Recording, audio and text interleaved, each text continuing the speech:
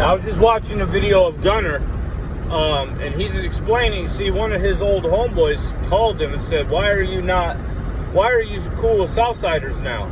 And he's explaining, and he told the story to where basically him and one other homeboy were on enemy territory because they had to help somebody pick up a fridge or something, right?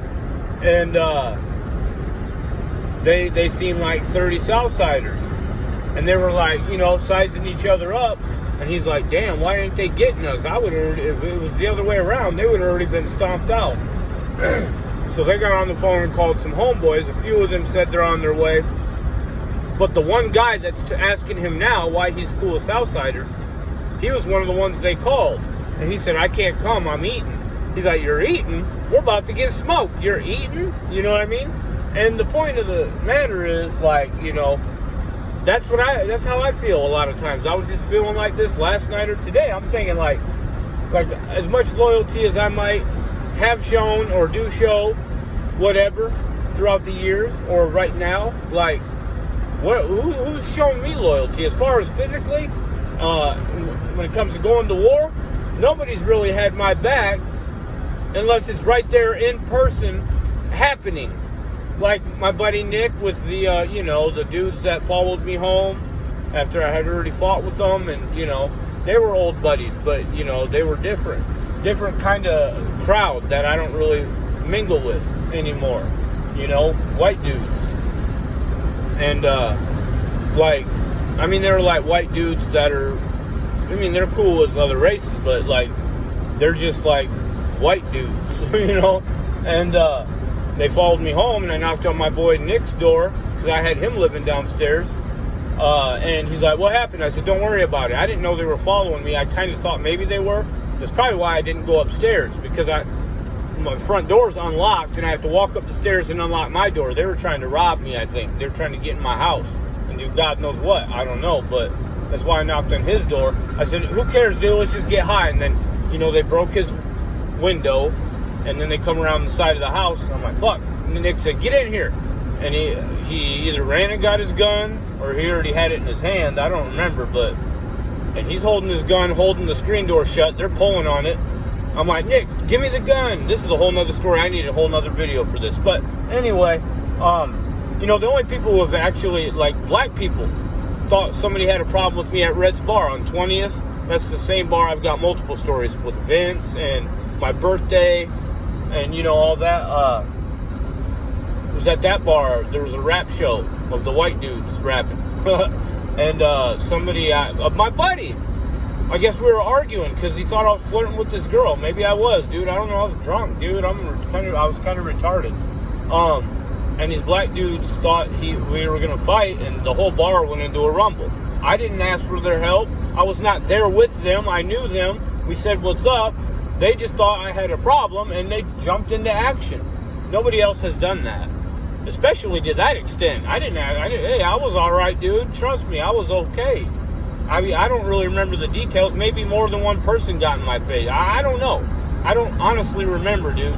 But I was not involved in the fight. I do remember that much. I don't remember specifically, but I think I dipped.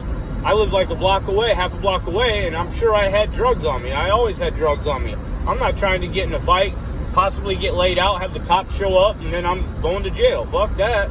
I just can't do that, I didn't tell them to jump into action. I'm not, call it what you want to. I would have been probably worth the shit anyway. I was drunk as fuck and 115 pounds. You know what I mean?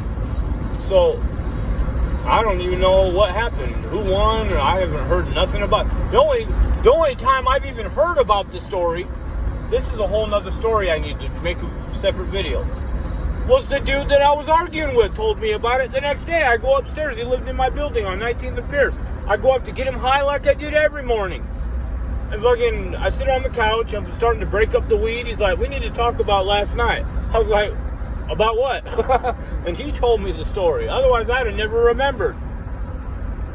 And then things start coming back to you. Actually, I don't really remember any of it. I remember seeing black people there that I knew. I think one for sure I remember was there. I know who it was. And the other black guys that were there, I probably knew them too, but he's the only one I remember being there. one guy. And we weren't even really tight. He was friends with the dude from Louisiana who set me up. He was friends with him, but he probably ain't on good terms with him anyway either, because he was kind of a snake. You know, to him, I've heard at times. When we worked together one time at a chemical plant or somewhere at the packing house, he was like, yeah, you know, fuck it, I'll just say his name. You know, Jermaine, he did me like this. Like, you know, yeah, that's how he is, man. I don't fuck with him. You know, I don't fuck with Jermaine no more. And one time I seen Jermaine at the homie's house, Mexican homies. And, you know, they were doing rap together, you know what I mean? They were rapping together, trying to make connections and whatnot. He knew a couple of the homies that had studios. He knew a few of the homies that had studios. He just got right in, you know, because he was from New Orleans and everything, you know, and that's how it goes, man. He once told me, I could be FBI and come in this town and find out where everything's at. Because people just, they just accept me because I got gold teeth and I'm from Louisiana, you know? Yeah, I told my homie, I was like, hey, he set me up. Fucking had dudes in my closet and all this shit. Did he? No. Yeah, he did, man. And actually, Tommy and the redhead I was talking about, he got in with them somehow. And he had been in their house one time when I got off work, and I'm like, oh, dude, he ain't no good. Here's what happened. Tommy said, well, then he ain't allowed in my house anymore. I'm done with him. That's what he did to you? No. Tommy cut him off. Tommy cut him the fuck off as soon as I told Tommy what he did. You know what I mean? So, no, but the one homie that I remember being at the bar that had my back, he came up here with Jermaine. He's from Louisiana too, New Orleans. He came up here with Jermaine. Maybe not at exactly the same time, but like, you know, on some movement. Like, we're moving together, you know, and he ended up, you know, snaking him somehow. I can't remember how, you know. This ain't no good, man. And I might as well say his name too. Shannon. Shannon, you all right, man. You all right with me. Actually, I don't even know which black person stepped in and backed me up.